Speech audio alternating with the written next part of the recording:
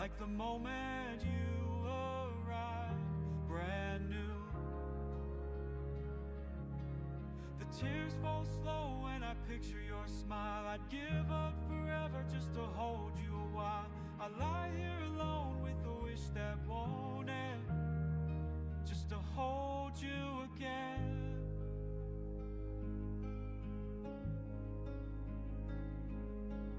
Time moves on, but the ache remains. A love so deep it carves through pain. In the hush of night or the morning's glow, you're with me still more than you know. The stars above remind me of your gaze, clear and pure, like those newborn days. I talk to the moon, hoping you'll hear every whisper, every wish, every tear. When I close my eyes, I feel I'm holding you, cradled in light in a world you once knew. The tears fall slow when your memory calls, and I reach through the dark as the silence falls. Though time has passed, you live within, and I'll never stop wanting to hold you again. And though you're gone, you're never far. You live in my heart like a guiding star, until the day we meet again. I'll hold you here, my child, my friend.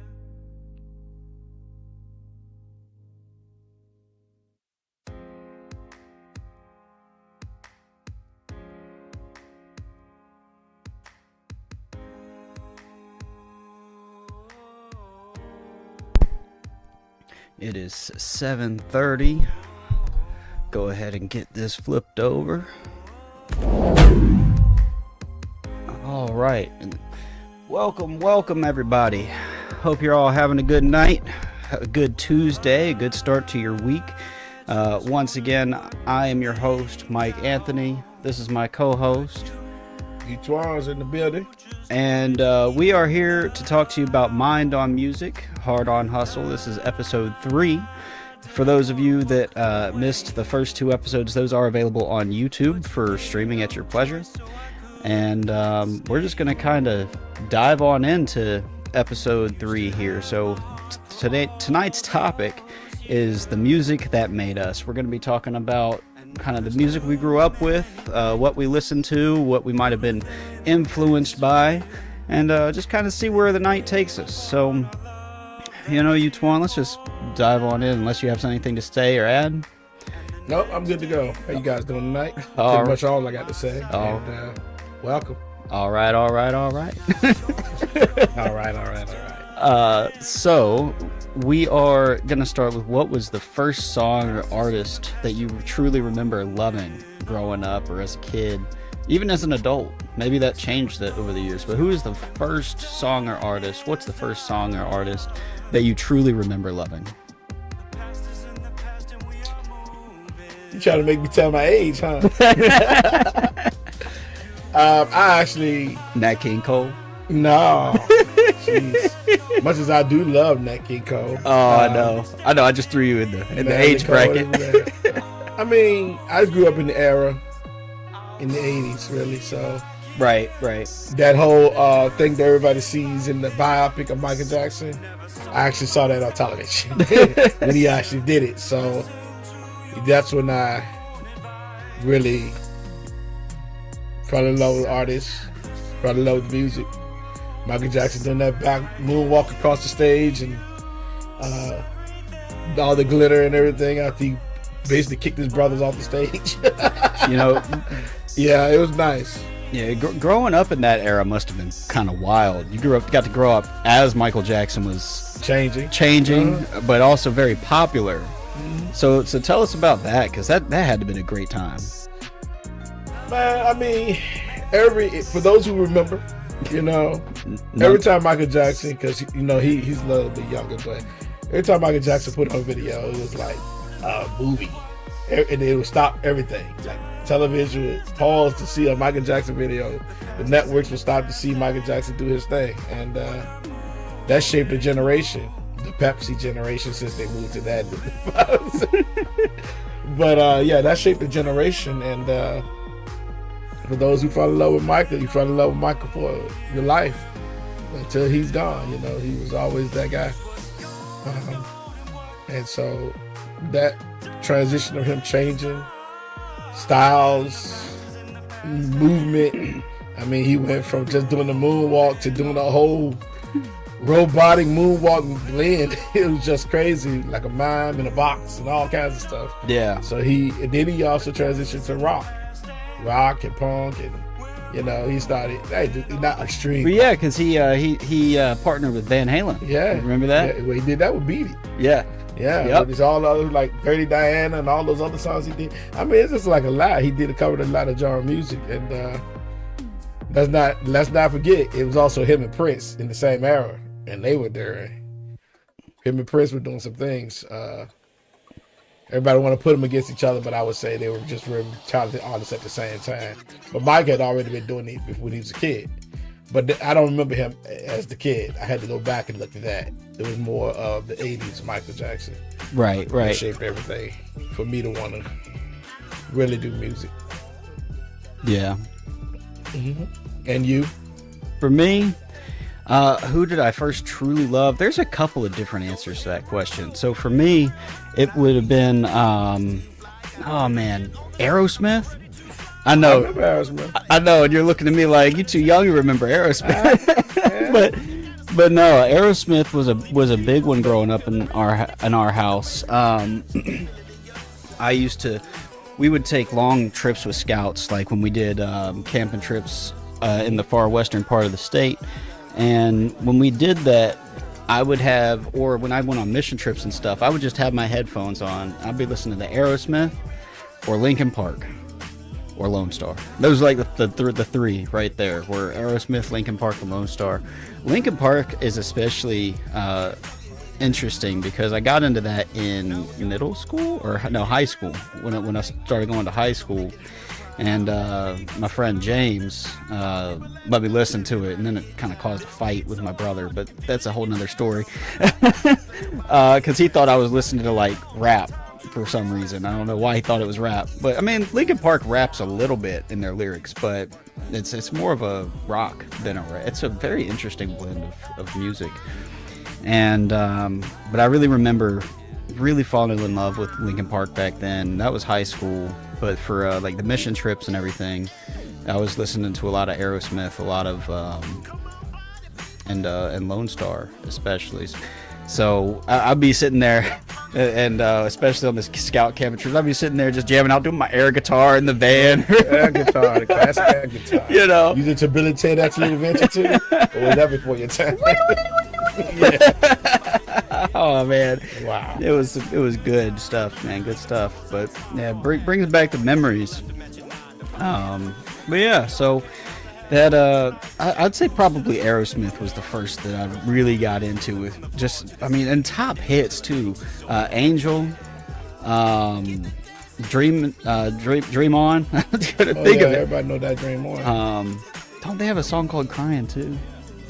Did they? I think so. Was that them? Hold up. Now I got to look it up. Because that'd be funny, because I also got a song called Crying. And I got a song called Dreams of You that you sang both of those. And that'd be funny if now we know where the real influence came from, even my title. Yeah, it is actually a song called Crying by Aerosmith. Wow. Anyway, moving on. That's another song. Moving on. Another plug every single time. Oh man. Yeah. So you grew up in like Jackson 5 era. No. I just told you the 80s. The 80s. Okay. Jackson 5 era was before the 80s. Was it? Yes. Okay. I mean, it was teetering off in the 80s. Yeah. Michael Jackson doing his own thing. Yeah, okay. But they were not really. Michael was doing this. Go watch the movie. Okay, I admit I have not seen the movie. I'm just saying I haven't seen the movie. But I guess my question there is like, if they were teetering off in the 80s and then Michael Jackson started doing his own thing in the 80s, so like, what was playing around your house? Was it a blend of that plus other stuff, or like, I mean, what else is? Because I know your dad was a pastor. Yeah, so we weren't playing any Michael Jackson. You weren't playing any Michael Jackson. That's your own time kind of thing. I mean, they intrigued everybody in the world was intrigued by Michael Jackson, including pastors or whatever, because he was doing that. But they knew him as they knew him as a kid. Yeah. So like most of the parents knew him in that era. But I mean, what were we listening to around the house? Gonna plug some gospel singers in there. Gospel music. Let's put it away. We had you probably had Kirk Franklin. No, Kirk Franklin wasn't a thing. Oh wow. He wasn't even. No. I forget how old you are sometimes. Yeah, I know you do. Respect. Hey, you don't look it, man. That's what that means. That means you don't look it. We're not going to go with the cliche statement. But, we had real food. That's probably why I still look young. Right. Not all this sugar that I grew up on gotten the white hair in my beard already. Yeah, we had the real food before they started changing up stuff. That's another topic we're going to dive into at some point. Yeah. But, how's it going, Leroy? Thanks for lurking. Hey, Leroy. Hope you're enjoying the content so far. Hope you had a good day. Hey, what's up, Leroy? We actually had, and if you don't know him, you don't know him, I just mentioned the people that do know. Clark Sisters, Hezekiah Walker, John P. Key, many gospel choirs, mass choirs, quartet groups, a lot of quartet. That means those singing groups. The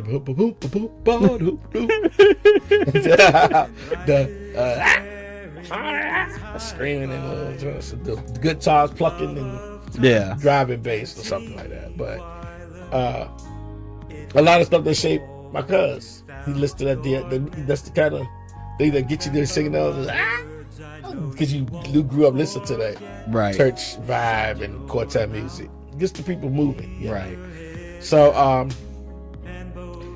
don't ask me about the secular artists because that wasn't it just wasn't happening much around my house when I was growing up. Nah, unless my brother was sneaking some Eazy or Ice Cube and Snoop Dogg when we started getting into the 90s. Yeah. Now, as I said, getting into the 90s. And then that's when I was born. Yep, that's when you were popping up. That's when you stopped being a twinkle. A what? A twinkle in your dad's eye. Thank you for clarifying. Oh my God, he's so young. He's so young. That could have meant so many different things today. Wow. Yeah. Oh man, I was like, sir. Yeah. I'm gonna eventually get this hair out of my face, y'all. I grabbed a quick shower, jumped across the street, didn't do my hair. Didn't tie it back. Didn't tie it back, but we're gonna tie it back for I got them all right here. See, we're gonna get there. We're gonna get there. I just don't pull his headphones off. We're gonna get there. Right. Oh man. And your music, we're not gonna let you just skid on by. You're not letting me skip the questions, huh? Yes. Yeah. Aerosmith.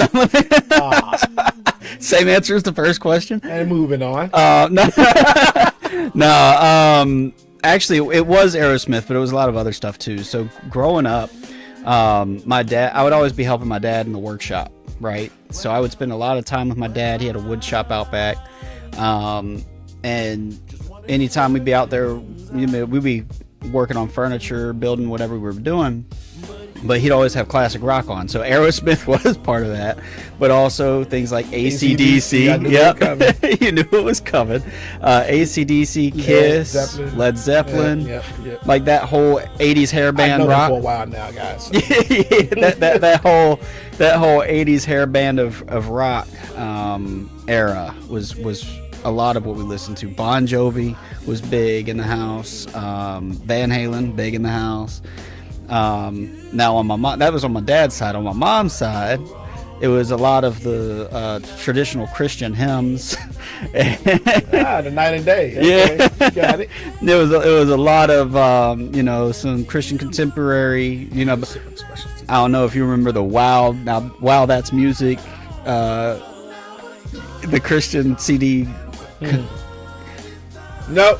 Don't ring a bell. Or is it now? Is it now or is it Wow? It might be now. I think it's now. But it's like a whole series. Like every year they came out with a new like Christian album, and that's what Mom would buy and play in the house. And so, wow, that's music. Yeah, Afro Kenny. What's up, man? Or now that's music. Yeah, he remembers. Afro remembers. Hey, how you doing? How's it going tonight? But yeah, so Mom always had that playing. Dad had the classic rock. So like you said, kind of night and day difference a little bit. But it exposed me to a lot of different music that way, having the differences playing throughout the house. Of course, Mom also liked the Michael Jacksons because she's kind of in almost. Oh yeah, I see her dancing to him. Oh yeah. Earlier. Mom's a few years older than you, but we're not doing all that. but she also grew up. You guys, so you know that. Yeah, she also grew up with the Michael Jackson and the Prince and the probably Temptations. I don't know, like that era. Yeah. So that was also playing in the house. So. You know. So now you would make the okay. If my mom was sneaking her music in every once in a while, 'cause my dad was too. Yeah. She had that Marvin Gaye. Oh yeah. Temptation, OJ's. Dad listened to it too though, but I just like say very rarely. That wasn't the main thing going on in the house most of the time, especially with them being in ministry. So. Yeah. But they dabbled a bit in it. You can't be a married couple and not listen to something that arouses or whatever. I mean, because down at the cross, I could do it. It just take your whole mood to a different way. You thought, down, okay, I can't. Maybe I love you, but we can't do that. You know what I'm saying? It ain't gonna work. Oh, man, that's funny. That is funny. So,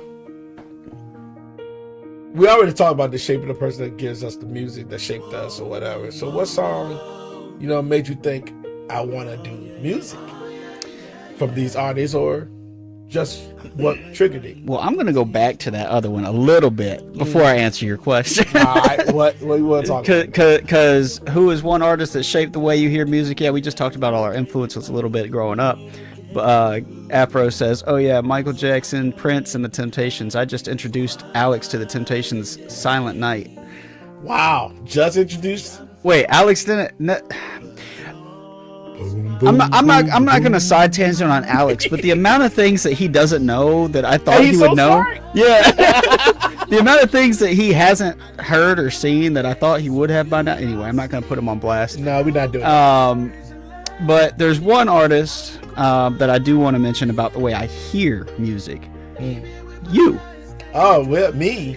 Yeah, because think about it. A lot of this music production, I mean, you're an artist, right? Yes, obviously. I am. So... own it. Yeah, own it. That's right.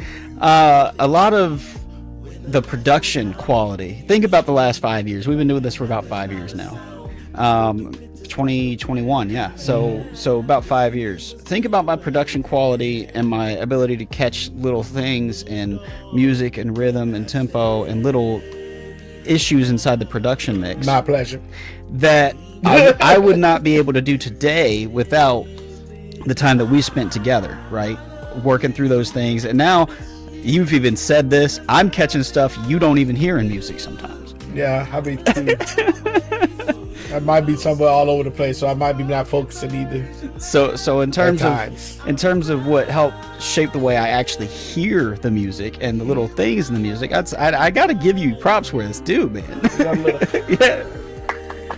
Yeah, the little clap. Oh man. Well, you're welcome. But to answer the question you actually asked me, what made me want to do this too? I don't know. I've always had music. You can say me too. That's fine. Cause think about it. We think about it. You won't really. I set up the studio for myself first, and then yeah. So, yeah. But what made me want to do this too? I mean, I've been singing for a long time. I've always had it in me. I've always wanted to do it. Other than we pushed each other. Yeah, I think we have not just pushed but pulled. That too.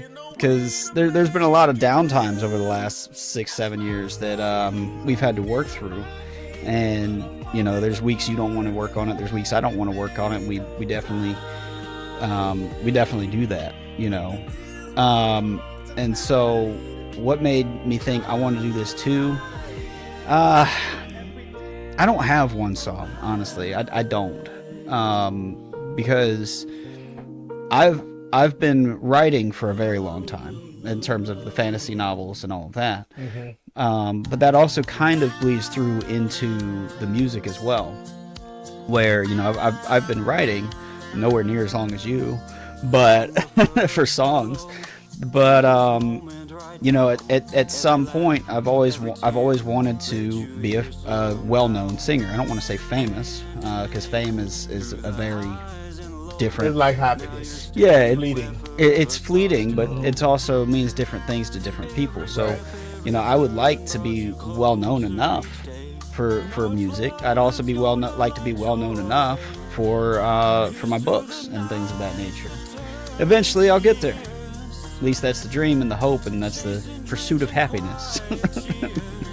Yeah. But what about you? Is there a single song that's made you think I want to do this, or is it? I know you from previous conversations, you grew up in Genesis, right? Or not? What was the name? I grew up in Genesis. What? Not the Bible. not the Bible stories. What are we talking about? What was Exodus? Exodus 7. Okay, that's what. Yeah, That's what I was- 7 was the name of the group. Yeah, Exodus 7 was the name of the group, and you were real young in that. And you grew up through that. So is it just one song that led into that, or is it, it's always been there too and grew with you? Mine started way before that. Really? Yeah, if I could put up a picture from the past, it would be me singing in the choir with D'Angelo, and one of our church members from back then put it out on the internet. I actually had the comment. I'm like, man, I look like a little teeny toddler, and he was only 3 years older than me, and so that's telling my age. But anyway, and for him to be as big as he was sitting on the keyboard, and I'm like a little boy standing in the choir stand, was like, wow, we look so tiny compared to him, and he's only 3 years different. But I guess his growth spurt had already happened when he's like 15 or whatever. Now it's 12. Right. And so, watching him and my dad make songs and stuff back then, and this was the era, man, Milli Vanilli, for those who might know who that is. And they were having Peebo Bryson. He just passed away recently. All of those guys were doing their thing in the music industry at that time. And I would watch Michael or D'Angelo come to the church in rehearsals, and he'll be sitting there playing Poison and music from Bad Bib DeVoe, people that know these songs. And he'd just be effortlessly just dun dun dun dun dun. My brother was the drummer. They were just killing it, and I was like, yo, I would like to do some of this. I was just at that time a spectator. Right. I had the gift of music and playing, but I hadn't developed it yet. Right. So watching them is what inspired me before any celebrities or anything like that. It was watching them do their thing, and especially when we came to church, and they were just different. It was just different. I mean, how him, D'Angelo, or Michael played with my brother and certain other drummers, his cousins and stuff, other cousins. So I just want to cue the audience into something you just said there, because they probably don't know. I don't know if we talked about this on a previous stream or not, but the late D'Angelo is actually Eutoine's cousin, for those of you that didn't know. He passed away a couple months ago. Passed away in 2025. That was a couple months ago. In 2025? Yeah, a couple months ago? It hasn't been a full year. Oh my goodness. Different terminology, people. That ain't a couple months ago to me. Oh my It gosh. feels that way, though. It feels that way. Yeah. It feels that way. But yeah, so D'Angelo, he passed away in October, so that's only like, yeah, it's not a full year, it's a couple months. Afro knows. He pasted away. Yeah, I was doing I was doing multiple funerals at the time. My grandfather had just passed away before D'Angelo. And then, so my grandfather, my last grandfather, he was laid to rest on October 31st. And then the very next day, I went to D'Angelo's funeral November 1st. Yeah. And then he was talking to my godmother. Those who know, I get a call coming from work, and my godmother's transition. I'm like, man, I can't do this. And that was the time I was really, I wasn't thought about what does it all mean anymore. You know, right. These were people that were close to me. Right. And so, that helped me and eventually lock in and say, life is going, so I might as well pursue even stronger what I really want to do instead of just settling for what we got to do all the time. That sounds like a pretty hard season for you during that time. Was there any music or songs that helped you get through that difficult time? Yeah, just remembering. I think I put a post out when I was actually starting to try to come out to the world a little bit. It should be on Facebook or somewhere where I dedicated some songs to D'Angelo and everything. Mm-hmm. A little dedication, sitting at the keyboard playing to him, and it just inspired me to, keep his legacy alive. I'm sure his children are doing the same, and everyone that loved him are doing the same. But my own unique way is it was a way to help me get past the grief of actually never getting the chance to perform with him. Even with after hugging him at his mom's funeral and telling him I loved him. He told me he loved me, hugged my parents and everything. That was in 2023 in November. To be laying him to rest 2 years later on November 1st. That was like, God, man, full circle. And it's just, yeah. So if you come to the shows, people, you guys will see me dedicate music to. I think my looming date is August 14th. Yeah. But we'll get into more details as I know, and my manager gives me more details on that. Right. So, right. Yeah. Oh, I'm sorry. You had something else to add? Well, real quick, the Afro song- said a couple is two. What was that? Afro said a couple is two. He's still talking about that. Well,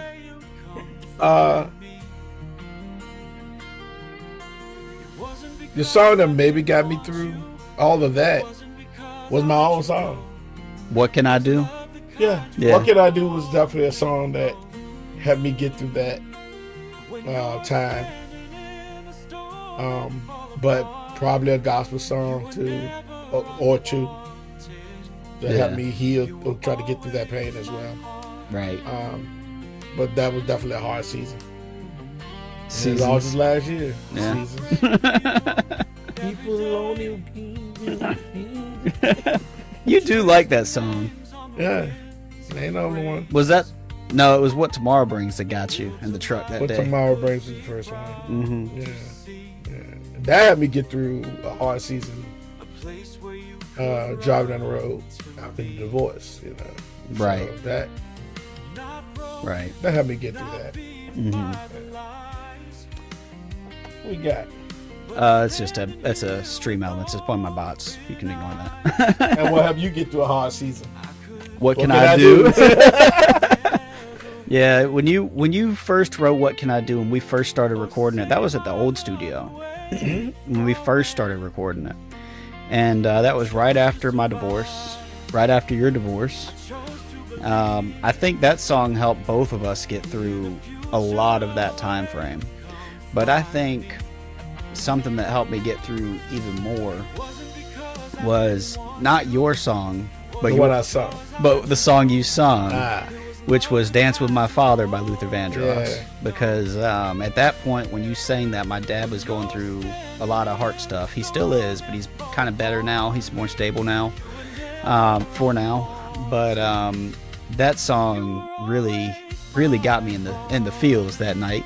Because you were like, I'm just going to test out the equipment, the mic. Yeah, it was when we first got set up. You were just trying to test out the equipment, and he sings Luther Vandross, Dance With My Father, and then he turns around.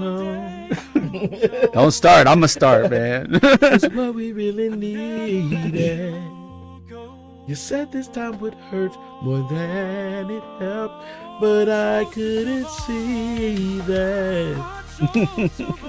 Kind of hard to do that with the music in my ear, but hey. Yeah. Well, plus we got Always My Heart's playing right now too. Afro said, "Yeah, that song played at my boy's funeral." Oh, I'm sorry to hear that, Afro. Yeah. Yeah, that's it's definitely a tough one. It reminds you of what's to come.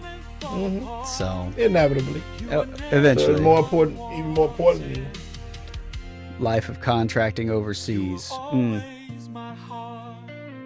So yeah, Afro. So you spent some time overseas. It sounds like. Did you lose some friends over there?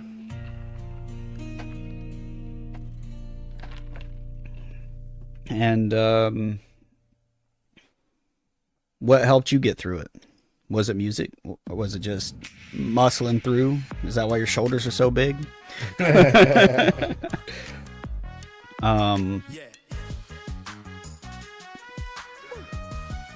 What's an artist people would be surprised you listen to? Why don't you start this question though? What's an artist people would be surprised you listen to? I don't even know. That's not a good answer. I know it's a horrible answer. But yeah, what's an artist people would be surprised I listen to? I feel like there could be a couple. Stuff that's really kind of heavy or heavier rock, like Disturbed, might be surprising to some people that I listen to that. Stuff that's more rap, hip hop, like Eminem, or stuff that might be a little bit outside of the realm of what you think of when you see a white country boy. The question is, what don't I listen to? Because I do listen to a lot of different music. I still listen to Disney songs. I'll admit it. I'm a man. Be a man. Wow. But I think, because when it comes to music, the only thing I really don't listen to is what I can only describe as what sounds like a bear mauling somebody. You know, that screamo, the stuff. Yeah, I can't stand that. So when it comes to music, I don't listen to any of that. But I listen to pretty much anything else. Mine would be I listen to everything too, but believe it or not, it's not that I'm an overwhelming fan, so don't take this the wrong way, Taylor Swift. But I will listen because of obviously her success. Yeah. But I'm like, you can appreciate good storytelling and things like that.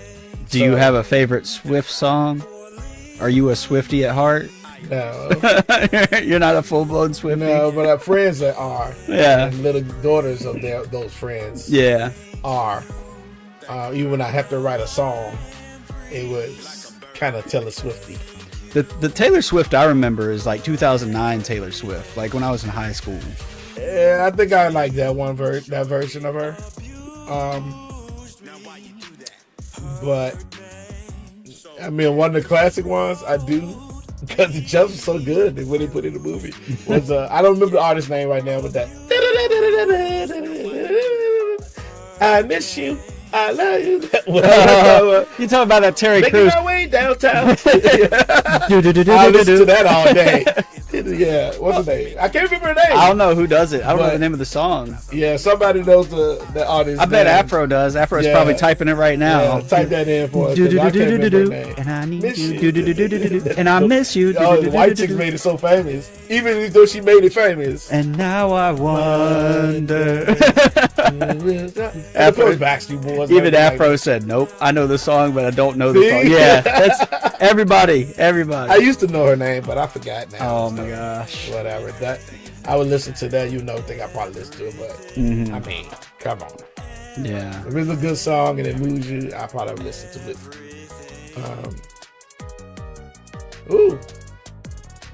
What song do you wish you had written? What's a song all right. Yeah. This is kind of a recent one. And I only wish I wrote it because of how quickly it rose to such fame and success. It was like an overnight sensation. It was a one-hit wonder. Are we talking about Mr. Oliver? Oliver Anthony, Richmond, north of Richmond. I wish I had wrote that. You know why? Because I'd be set for life right now if I did. You would be a rich man north of Richmond. Actually, I'm on the south side. No. If you had a chance to go north and be successful with that money, you might. But I wish I had done that song simply because, you know, that one song set that man up for life. Him and his wife and their dogs, and I think they're expecting now and all that stuff. He even came out a year after it. He was like, yeah, that song set him up for life. He put it into investments. He doesn't have to work another day in his life. And you know what? That's the part I want.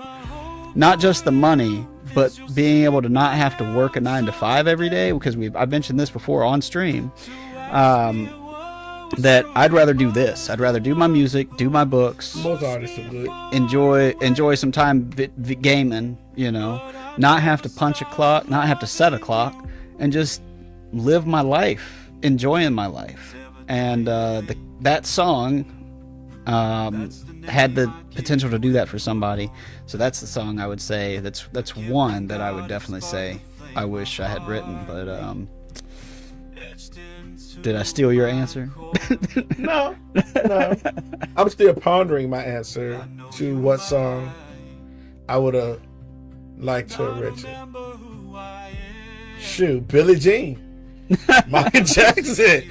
Man, I wrote that song as longevity as that. I mean, it was before my time, but bro, that even if it wasn't that, it was what was the other one?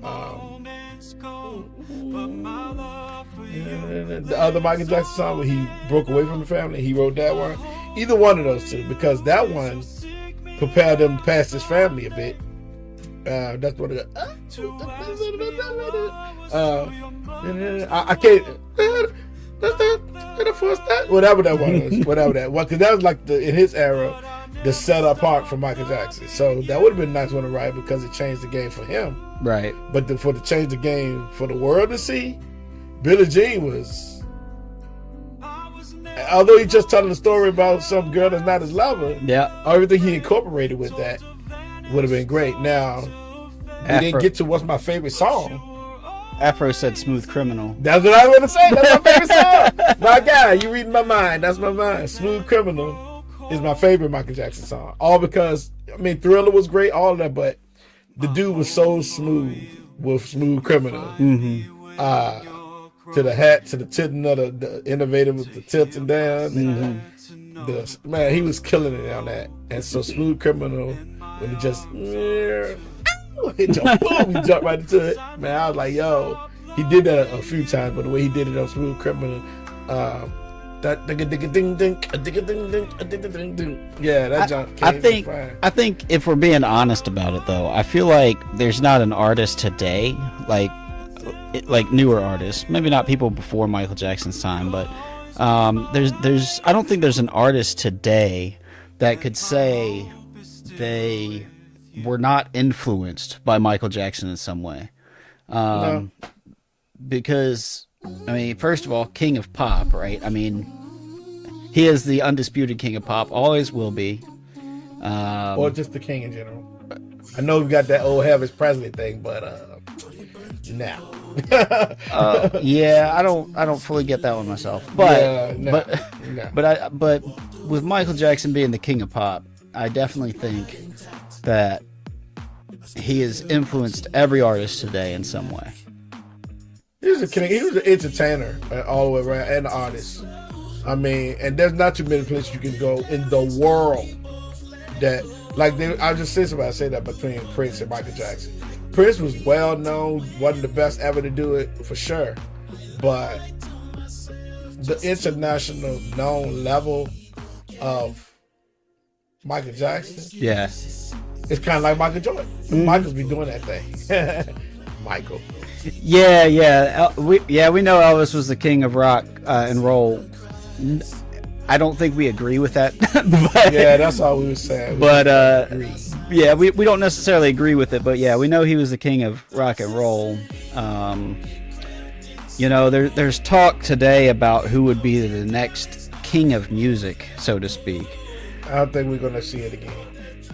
Honestly, I mean, I just don't. I will tell you why. Because today, music is just so diverse and throughout there that it ain't no mystery to it as much as what Michael Jackson and Prince was creating back in the day. Mm-hmm. You knew some of the artists. So, and then it's like you got streaming platforms to listen to all different genres and all that. So the appreciation of music is diminished. Yeah. And that's why I don't think there'll be anybody that can move a world like Michael Jackson did. And he started when he was like a kid, so yeah, know it so young. Afro says the king of rock was Chuck Berry. I don't know who that is. All right. I know who Chuck Berry is. I mean, I know his music. I grew up and he's before my time. But I think there's been a lot of talk of like a current king of pop kind of thing, or a current king of music. And a lot of people would say that Bruno Mars is probably the closest that we've got so far. Nah, some people argue it's Chris Brown. Nobody argues it's Chris Brown. He's got a lot of entertainer value. Right. But I've never heard anybody say Chris Brown could be the next king of... No, not king of anything. They're just saying he's more of a successor to what Michael Jackson was doing. I would say from his entertainment value, his dance, his dance choreography, his his athleticism, things like that. I would say he's definitely up there, but he's not as universally liked Probably not. as Bruno Mars. And I think that's what it ultimately came down to, is being able to consistently put out hit after hit after hit, but also be so well universally liked that the music industry calls you the king of rock and roll like Elvis, or the king of pop like Michael Jackson. I don't know why my brain just drew a blank there, but Bruno Mars is probably the most universally liked male artist right now. He went back all the way to Chuck Berry, Afro with Chuck Berry. I mean, you also got legends like outside of Chuck Berry, because he was a pretty popular dude. Who's the guy that sing? Jackie Wilson.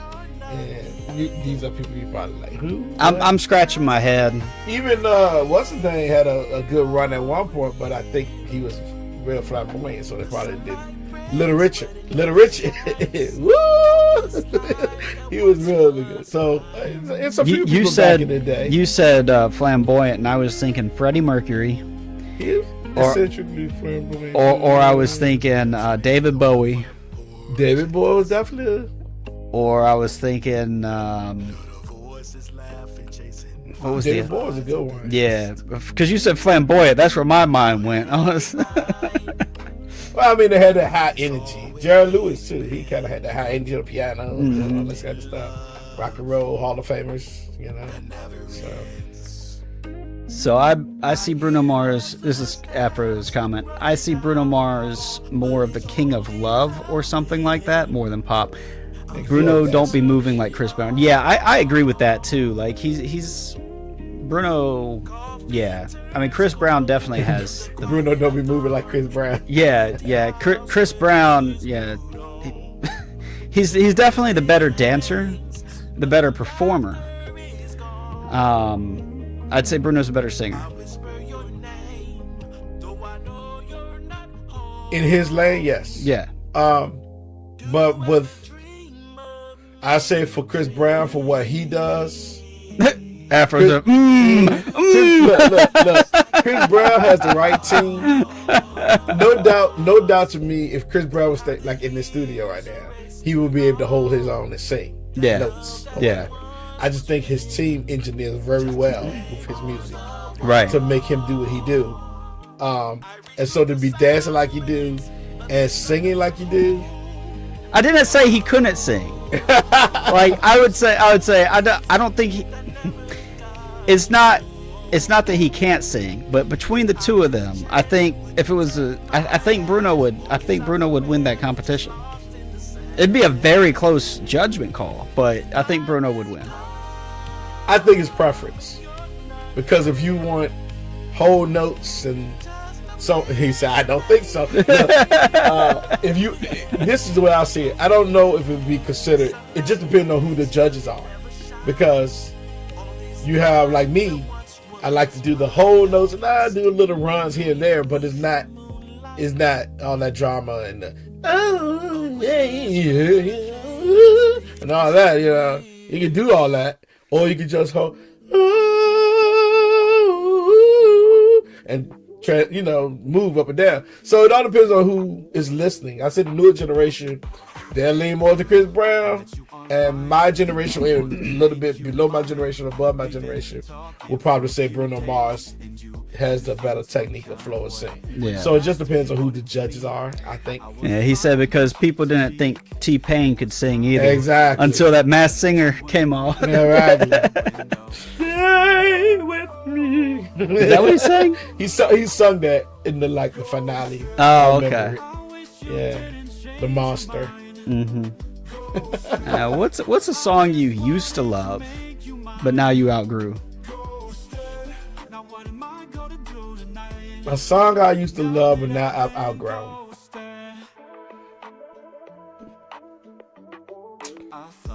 It was definitely an Alicia Keys song for me, and it wasn't. I keep on falling either. I still kind of like that one. The song that got me. I never. No. Love someone. No. The one that got me, probably because what I was going through at that time, and my ex used to blast it during that time, and I was just like, I'm getting tired of hearing this song. Mm-hmm. It was No One. I got tired of hearing No One. Yeah, I got tired of hearing it. To get in the way of what I'm feeling. And she was feeling someone else. Yeah. So that's why I was like, it was a good song until it happened to you. Yeah, just the timing of it. I think I used to like it, and then the wear and tear of other people destroying it for me kind of made me not want to listen to it anymore.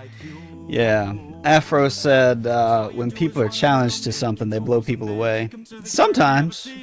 Or in my case, they get stage fright and pass out. But that's a whole nother conversation. We going back into that. I gotta look up the artist on this song real quick, because I'm bad with artists. I'm good with songs. Mm-hmm. You know what I mean? So give me 1 second to look this up. I think it's Blake Shelton. Are we coming up on breaks? Yeah. All right. So the song that I used to love, and the song that I can't stand now, or outgrew, I guess I should say, was "God Gave Me You" by Blake Shelton. Oh. Apparently, that's also a remake of another guy's song, but I never heard the original. You said so because it became "God Gave Me You" and the devil took you. But kind of a similar situation. Exactly. It's kind of a similar situation. I used to sing that song to my ex-wife. Mm. Yeah, and now that it's the ex-wife, I can't listen to that song the same way. I gave me you and the devil took you. It's I just can't listen to the song the same way. So yeah, I've definitely outgrown it for that reason. You wanna ask this last question before we go to? Are we going to break? No more breaks. Well, no, we talking straight through. Okay, cool. Yeah, we just gonna keep going. We got 2 questions left, and then we'll open up a Q&A if anybody's got Q&A. But yeah, what makes a song timeless? Oh, that's an easy answer. And I'm gonna tack on an extra question to it. What do you think is the most timeless song? I got both answers. All right, let's hear it. What makes a song timeless, in my opinion, is how it always makes the listener. Afro said, "Smooth criminal." Smooth criminal again. It is definitely a timeless one, my favorite. But what makes a song timeless is definitely how it makes the listener feel. Yeah. No matter when they hear it, it always how it makes them feel. In that moment, you could be going through something else, then dun, dun, dun, dun, dun, dun. Oh yeah, I'm good. Yeah. You know, it's all about how it makes you feel. So obviously for me and Mr. Afro, Smooth Criminal does it for us. You know, it's our favorite, one of our songs that's classic and timeless. But for most people in the listening world that ever heard that woman sing, it's definitely Whitney Houston's "I Will Always Love You." Yeah. Yeah, it'll get to your heart some way or another. Listen to her reinterpretation of Dolly Parton's song that became a Whitney classic. So yeah, it's how it makes you feel. And when she comes in with that, what's that first verse? I can't. You just hear her come in on the first verse. You need me to pull it up? I'm trying not to get it mixed up with "I Have Nothing" because that's the one. That's another one of my favorite songs. When you said Whitney Houston, I thought that's what you were gonna say. That one. That's "I Will Always Love You." Yeah. But when she comes in with "I Have Nothing," I'm a little hoarse right now, guys. But she take my life, boy. Yeah. I'm like, hold up. All right, I'm locking in. So both of those. Yeah. "I Have Nothing" and "I Will Always Love You." Both by Whitney Houston. Both by Whitney Houston. Those are freaking both amazing songs. amazing. Timeless. I think Timeless is a little bit different. So yours is from a feeling perspective. Mine's from a factual perspective. Go figure. You're analytical. Analytical perspective. I think a timeless song is one that stands the test of time. One that, and your answers weren't wrong to that, by the way. But I would say that not only is it stand the test of time, but like every generation hears it and still enjoys it, and it's something that has been around for years and probably will continue years into the future. A lot of artists didn't match that time. A lot have, but I think that there's two specific songs that, for me anyway, and the music I grew up to, again my opinion.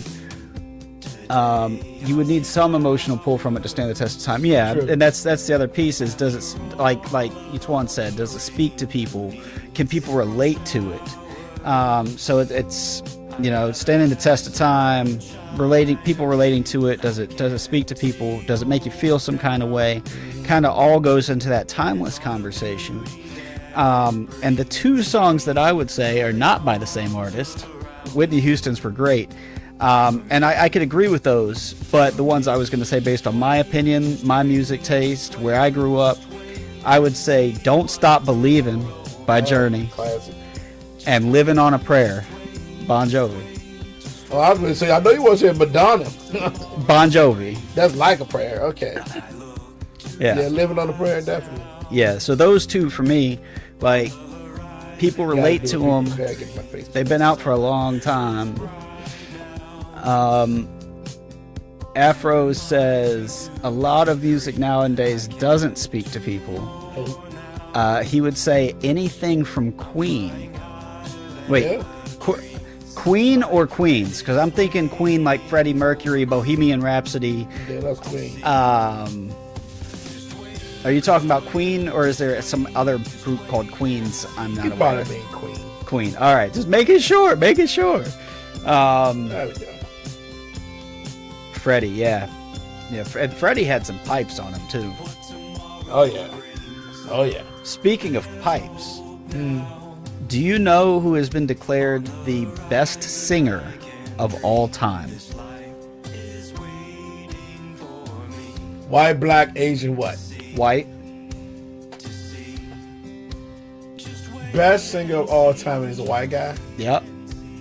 Is he old, young, dead? What? Older. Still alive? I think so. I don't know for sure. Like, let me look it up. Jeez.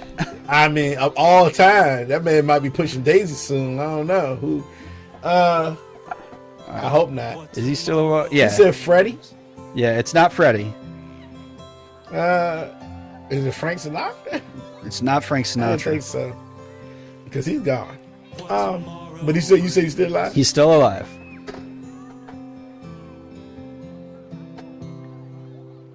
He not old? He's old, yeah. Yeah, I was about to say Aretha, but I said male. Yeah, it's male. It's a male. So this was like an official like music industry poll that they, I don't know who they asked, but it's a white dude. It's a white dude.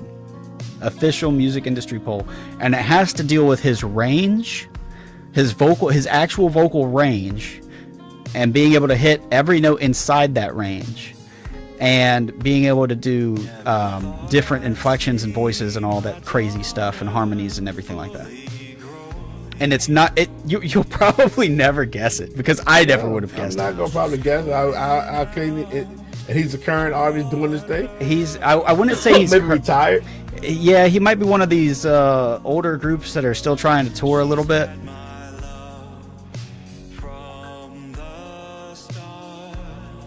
I'm done. There's too many people in the world. Believe it or not, it was declared that Axl Rose from Guns N' Roses. Axl Rose from Guns N' Roses. He has the largest vocal range of any artist. I mean, I can see it. So, but I don't know about that. I mean, not unless they're putting that man on some EKG or something. Check the fluctuations and everything. I don't know. Yeah. I mean, to me, they've been better singers. But okay, so better sounding, better, yes. Maybe better production or something. Better production, probably. But as a whole, if you were to take an artist's entire catalog and look at it, Rose. That's up for debate. I know. Like I said, it's not somebody you would ever think would have that title, but yeah. But hey, body of work, whatever, can't knock it. It is what it is. He said so. Where we going with this so? Yeah. All right. So, what about Tim Storm? Who's that? Do you know who that is? No, I don't know who Tim Storm is. He's talking so. See, everybody don't know everybody. I mean, who is that? X-Men's dad? I don't know. He holds the world record. For what? Most range. I think there's a lot more to it, but that was one of the criteria. So I don't like I said, I've never heard. Prince has some serious range. I've never heard of Tim Storm.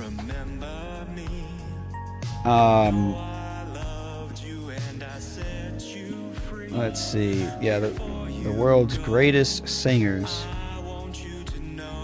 Let's see. What did he say though? Oh, he reacted to it. And this is what Axl Rose said on the matter. He said, if I had to say who I thought the best singers were, I'd say first that I don't know there's a definitive answer, as in my opinion it's subjective, and second, that my focus is primarily rock singers.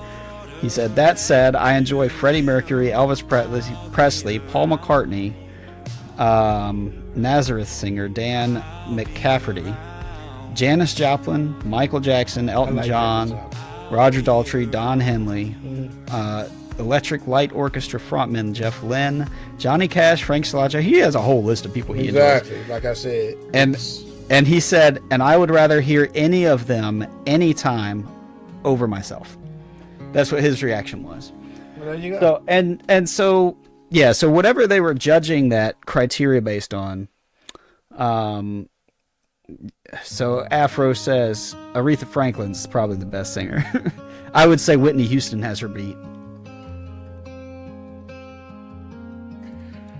I would say Whitney Houston has her beat. But you could... He said, ha! But, I don't know, man. Look, if you ever heard Shaka Khan be in her bag, I mean, Whitney did some of her songs, so it's kind of like, I don't know, because Shaka Khan could definitely do that too. I mean, dude, some people make a debate for Mariah Carey with that high pitch squeaking, and the Mariah Carey before her, I can't think of her name right now. Sister who passed away from cancer. Tammy, I can't remember her name right Tina? now. No, that was Tina. Tina Turner? No, definitely not Tina. Tina Turner had her own uniqueness, for sure. Rolling! Yeah. Rolling! Like she always said, like, don't get up in my face. I can fight you. Yeah. Yeah.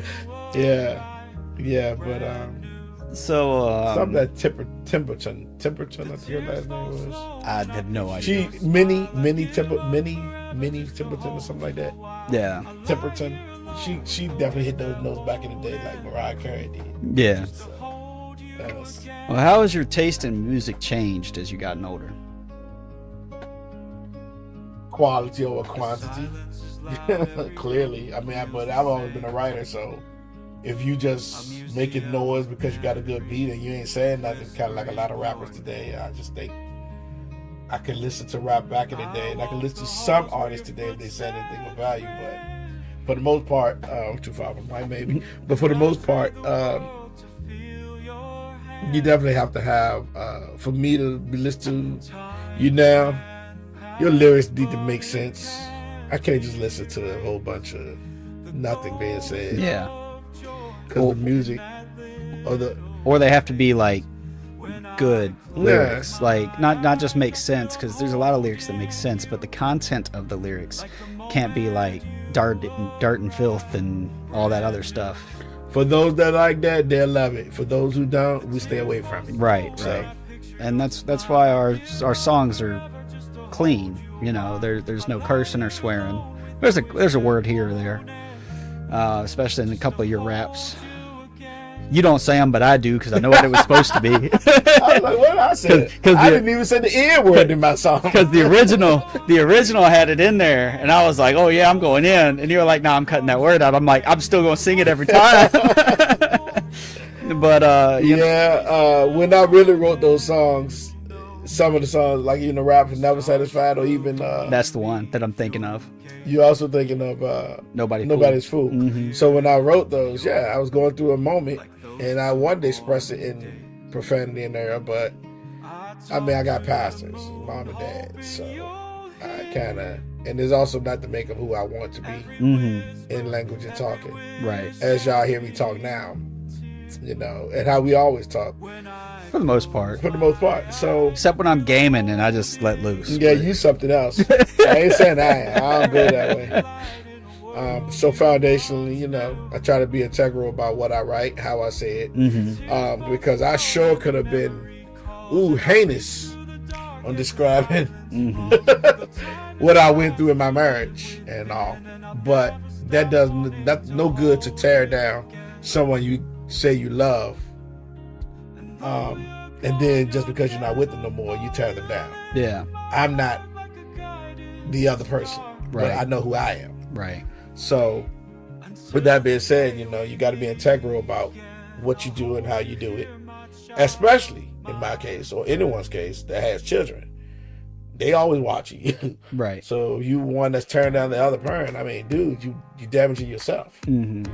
So yeah. And I think for me, it's not just about like the lyrics too, but other things that changed as I've gotten older is just the type of music I listen to. You know, I started out listening to, like I said earlier, kind of the classic rock stuff, moved into whatever was popular in 2005 to 2009 when I was in high school, right? So Linkin Park, you had Beyonce, Rihanna. You were listening to Genuine, yeah. After Horn, he lost me. Oh well. Yeah. Okay, so Genuine. I only really know one song from Genuine, and it's might not be the song you think. I think you told me before. I just don't remember. Last Chance. Right. You told me before. Like Last Chance used to come on the radio on Q94. But they drilling your head for sure. Oh, and I loved that song. I still do. If it comes on, I still sing along to it. But you know, so I was listening to, you know, kind of the pop music back in that 2009-ish era, and then, you know, after that I kind of grew into country. I started listening to more country in college is when I picked up country. And nowadays I really only listen to a select few artists and tracks and stuff. Including ourselves. Including ourselves, yeah, including ourselves, because there's just a lot out there I just choose not to listen to, as the music industry, the big music industry, is kind of gone into, for lack of a better word, a sinful direction, because, you know, we are talking faith on this channel as well. Yeah. They've gone into a sinful direction, and a lot of stuff has gotten very dark or just plain gross, to be honest with you. Yeah. And so I just can't bring myself to listen to a lot of the stuff that's out there nowadays. I go back to what I think was good music, and even some of the hidden meanings behind the lyrics back then weren't necessarily good, but they were there. You know, that could be a good thing to talk about. Maybe on our next show. Yeah, that could be a next show kind of thing. Why we wrote what we wrote and what was, you know, the meaning behind the song. Y'all be surprised about some of the songs you hear that ain't got nothing to do with what you think you're listening to. I think mine are pretty straightforward. I ain't talking about you. We're not talking about him, because he is straightforward, you know. This guy on the 1 and 2. You know. This guy likes to write songs about swiping on dating apps. It's called Almost Swipe Left. That's one of the songs, but it's not about that. And that could be a good topic for next week. We might pull that into a next conversation. Speaking of which, are we changing that time? Yeah. So starting, no, I don't think we will. Okay, fine. All right, so starting next week, guys, we are gonna move the time back to 8 p.m. instead of 7:30 to give us enough time to make sure we get dinner, because we're always kind of rushing to get set up. So give us enough time for setup, giving us enough time for dinner, and just not be so rushed and getting all this stuff set up for the stream. That said, we do have a couple of minutes for some Q&A. It's mostly just been Afro in the chat, so Afro, we appreciate you being here. Absolutely. Anybody else that's lurking and listening, like Leroy, if he's still around, we appreciate you being here. But kind of just open up for a quick question or two, if anybody's got any questions for us. If not, we'll probably look to hang up, but give you a second to type your questions. Type if you have one. And of course, Hit 'Em Up comes on. Of course it does. This has got to be our best song together. So far. Like together. Like so far. Afro's got none. And all right. Well then, with that, Afro, again, we appreciate you staying and hanging out. I don't know where Yori was tonight. I'm gonna have to give him hell for it later, because he told me to tell him when we go live, and I definitely did. So anyway, guys, thanks again, Afro, Leroy, for hanging out. Appreciate and you guys. We will catch y'all next week at 8 o'clock instead of 7:30. Peace.